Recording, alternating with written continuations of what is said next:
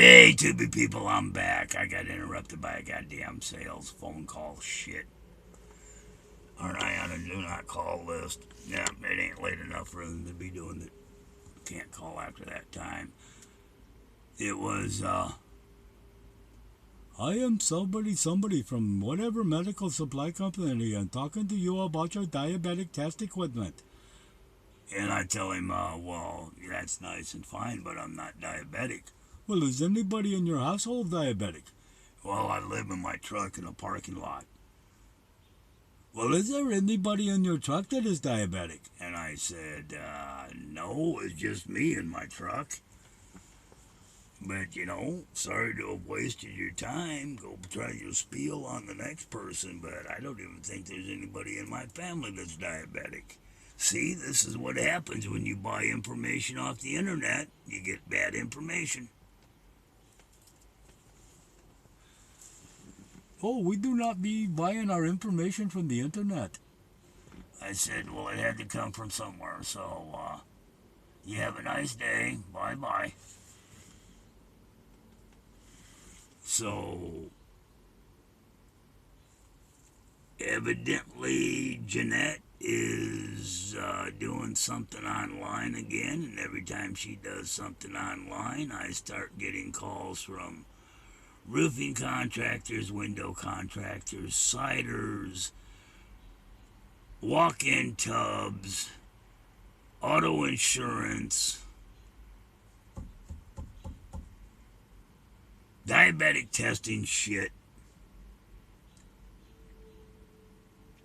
So like I was saying before I got interrupted by the motherfucking phone call, is I pistol whipped the fuck out of this kid. I put the fear of mud duck into him. I explained to him, you ever come back here again, I'll fucking kill you.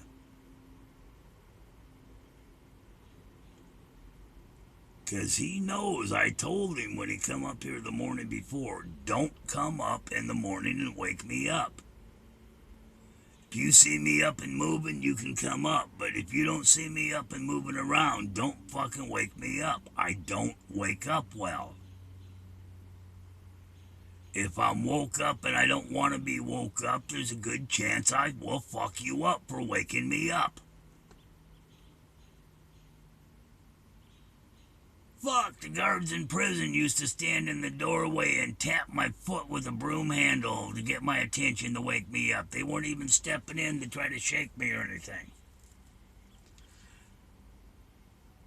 Because I don't wait, I come up swinging. I can't help it.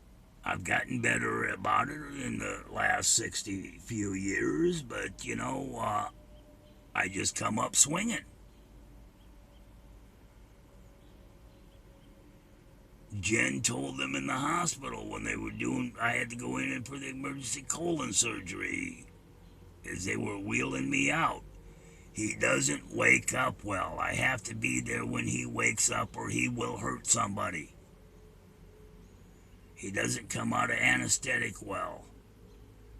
And the whole time they're wheeling me out and down the elevator, I'm telling them I have my upper plate in and I do not wake up well from anesthetic. She has to be there to wake me up. They didn't listen. Ended up back in emergency surgery for that fucking stunt. Sat straight up and out off the goddamn gurney on the way to the recovery room, holding my goddamn guts together, boxing with them.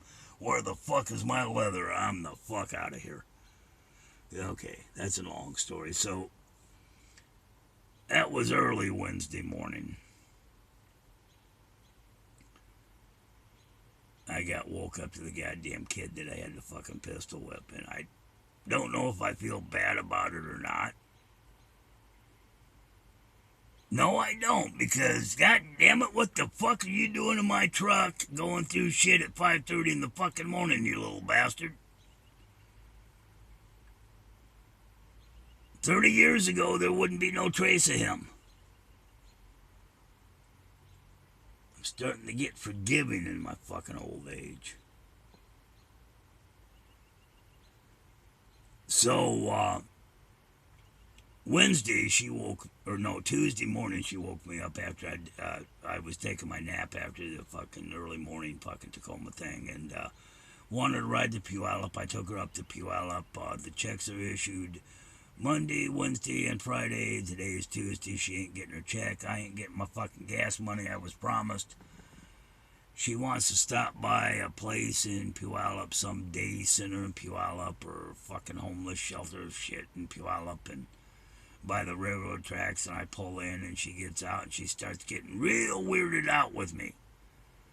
Starts picking a fight with me, screaming and yelling that I'm dirty, rotten, nasty, no good. I'm Gary Ridgway. I'm the Green River murderer. I'm gonna rape her, murder her, and kill her. Or kill her, rape her, and murder her. Ah, fuck.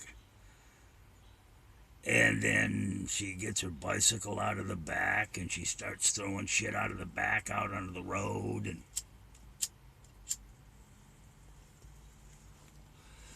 grabs shit that she knows she ain't supposed to be taking out of the back of the truck and tries running off with it. And I'm thinking, what the fuck is your problem, bitch? But she was deliberately trying to provoke me in front of these people. And it was, come on, Cheryl, get back in the truck. Let's go home.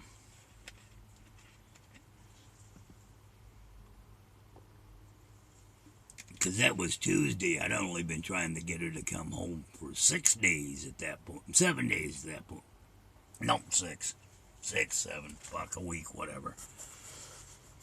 Because she took off that fucking Tuesday night she got out of jail. And she won't get in the back of the fucking truck, so I leave her there.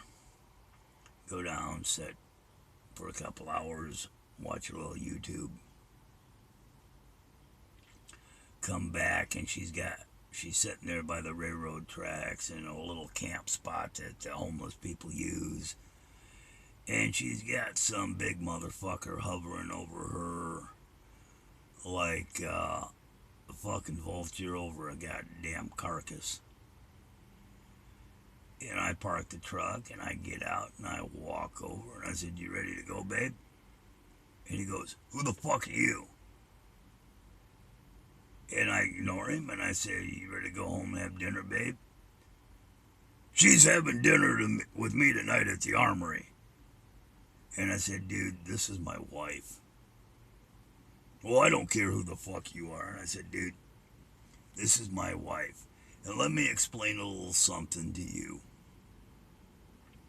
I am a respected business owner, landowner in the community. I am an established citizen in the community. You're a homeless fucking tweaker meth head piece of shit sleeping down by the railroad tracks next to the goddamn homeless shelter. If anything happens to her, I find out you did anything improper, they will find your body alongside the railroad track. And when it comes to questioning who they're going to believe, a bunch of fucking meth head tweakers or an established member of the community, think about it."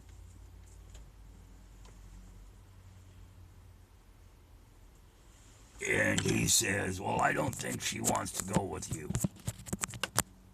I said, "Well, there's your problem right there, is you don't think, motherfucker. You better ask her who the fuck I am before you start getting in between me and my old lady and disrespecting me, getting into my family business." And he looked over at her and said, "Who is this guy?" And she said, "That's my husband. And he's an what'd she say I was? Well, she told the guy I was an ex-gypsy joker. And I like to hurt people for fun. And if you don't get out of his face..." How'd she say that? "That's my husband, Jim. He's an ex-gypsy joker motorcycle club member. I rode with him. I never had a patch." And she said, How did she know I rode around with him? I never told her that. But she said, that's my husband, Jim. He's an ex-Gypsy Joker Club member, and he likes to hurt people for fun. And if you don't get out of his face, he just might kill you.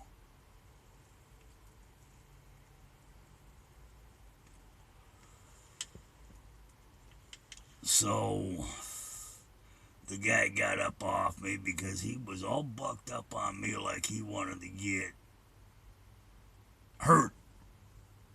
You don't buck up on me like that and puff up on me like that without thinking, no. That's the best goddamn way to get yourself fuckered up and then some.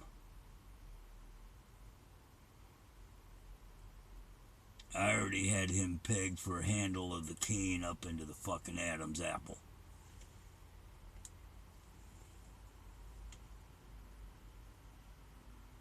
Then he wanted to know if I had any meth or any money so he could get some meth. And I told him, well, I don't do that shit. I'm not a fucking loser, boy.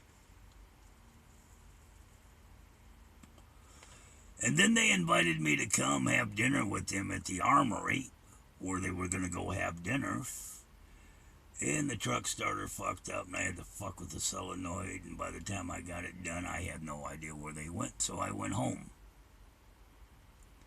And that was Wednesday.